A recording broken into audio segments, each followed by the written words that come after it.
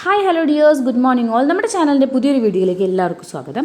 ഇന്ന് നമ്മൾ പഠിക്കാൻ പോകുന്നത് ഇഫ് ക്ലോസ് അല്ലെങ്കിൽ കണ്ടീഷണൽ സെൻറ്റൻസസ് ആണ്. അപ്പോൾ ഇതിന് മുന്നേ നമ്മൾ ഇഫ് എന്നുള്ള വേർഡിൻ്റെ മീനിങ് എന്താണെന്ന് പഠിക്കണം. മലയാളത്തിൽ നമ്മൾ ഇഫ് എന്നുള്ള വേർഡിന് എങ്കിൽ എന്നാണ് പറയുന്നത്. നമുക്ക് സെൻറ്റൻസിലേക്ക് പോവുകയാണെങ്കിൽ if you help her she will help you. Meaning നീ അവളെ സഹായിക്കുകയാണെങ്കിൽ അവൾ നിന്നെ സഹായിക്കും. അപ്പോൾ ഈ ഒരു സെൻറ്റൻസിന് നമ്മളൊരു കോമ ഇട്ട് ഡിവൈഡ് ചെയ്തിട്ടുണ്ട് അല്ലേ. ഫസ്റ്റത്തെ sentence if you help her, നീ അവളെ സഹായിക്കുകയാണെങ്കിൽ ഷി വിൽ ഹെൽപ്പ് യു, അവൾ നിന്നെയും ഹെൽപ്പ് ചെയ്യും. അപ്പോൾ ഇതിൽ ആദ്യത്തെ ഒരു പാട്ടിൽ, അതായത് ഇഫ് യു ഹെൽപ്പ് ഹെർ എന്ന് പറയുന്ന ആ ഒരു പാട്ടിൽ നമുക്ക് അത് കേൾക്കുമ്പോൾ തന്നെ മനസ്സിലാവും അതൊരു ഇൻകംപ്ലീറ്റ് സെൻറ്റൻസ് ആണ് അല്ലേ. ഇഫ് യു ഹെൽപ്പ് ഹെർ, നീ അവളെ സഹായിക്കുകയാണെങ്കിൽ, നീ പാടുകയാണെങ്കിൽ, നീ ഓടുകയാണെങ്കിൽ, നീ പഠിക്കുകയാണെങ്കിൽ എന്ന് പറയുന്ന ആ സെൻറ്റൻസുകൾക്ക് ഒരു ഇൻകംപ്ലീറ്റ് ആണ് അല്ലേ സെൻറ്റൻസുകളെല്ലാം. അതുപോലുള്ള സെൻറ്റൻസുകളെ നമ്മൾ സബോർഡിനേറ്റ് ക്ലോസ് എന്നാണ് പറയുക. സബോർഡിനേറ്റ് ക്ലോസ് അല്ലെങ്കിൽ നമുക്ക് ഡിപ്പെൻഡൻറ്റ് ക്ലോസ് എന്ന് കൂടെ പറയാം.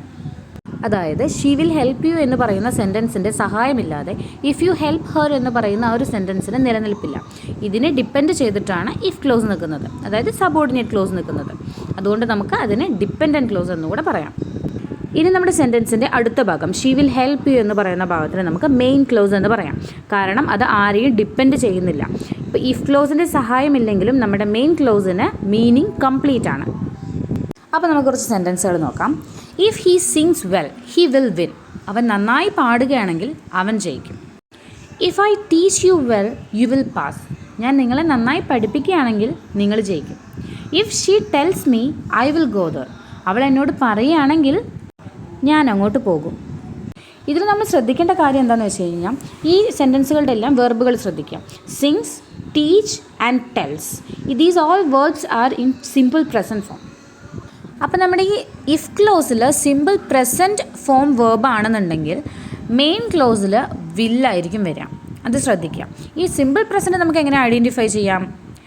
അപ്പോൾ നമ്മുടെ വെർബിൻ്റെ കൂടെ S, E S, I S ചേർത്ത ഫോം വേർബുകളോ അല്ലെങ്കിൽ പ്ലെയിൻ വേർബുകൾ, ദാറ്റ് മീൻസ് ടീച്ച് അല്ലെങ്കിൽ teachers, sing, sings, read, reads, write, writes, അങ്ങനെയുള്ള വെർബുകൾ.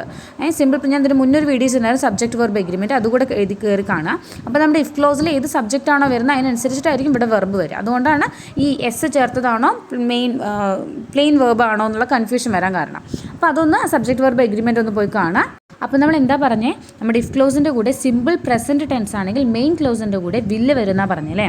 വില്ല് മാത്രമല്ല, ഇഫ് ക്ലോസിൽ സിമ്പിൾ പ്രസൻറ്റ് ടെൻസ് വരികയാണെങ്കിൽ മെയിൻ ക്ലോസിൽ will, may, can, shall, must എന്നീ വേർബുകൾ നമുക്ക് മീനിങ്ങിനനുസരിച്ച് ചേഞ്ച് ചെയ്തുകൊണ്ടിരിക്കാം.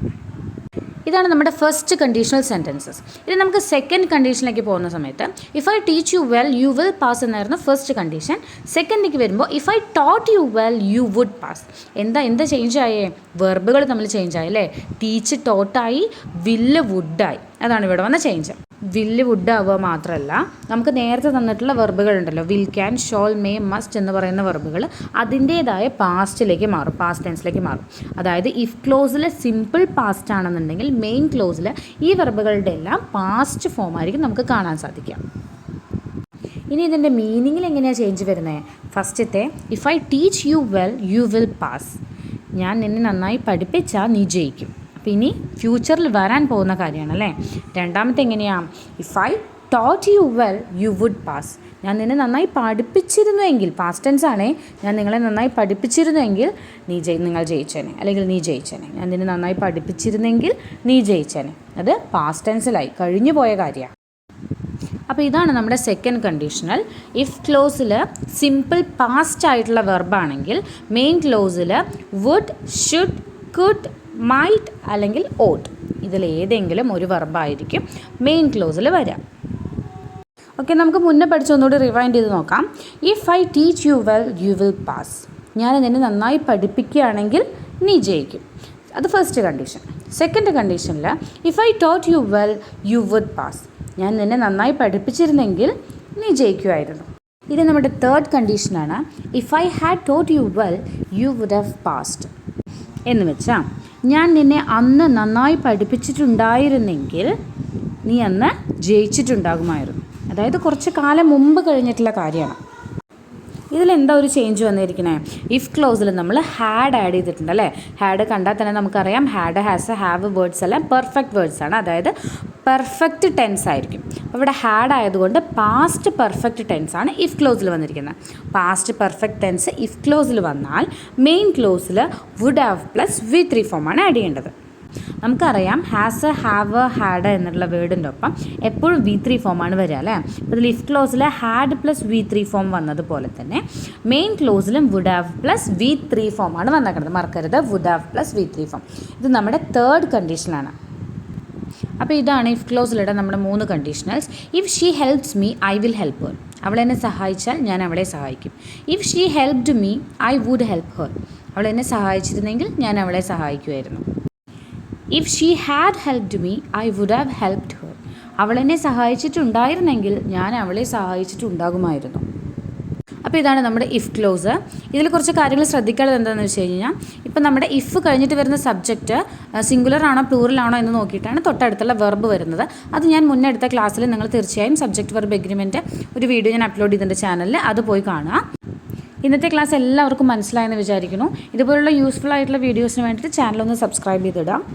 അടുത്തുള്ള ബെല്ലൈക്കൺ കൂടെ ക്ലിക്ക് ചെയ്യാം. അപ്പോൾ നിങ്ങൾക്ക് ഞാനിടുന്ന വീഡിയോസ് നോട്ടിഫിക്കേഷനായിട്ട് വരും. അപ്പോൾ നിങ്ങൾക്കത് തുടർന്ന് കാണാൻ സാധിക്കും.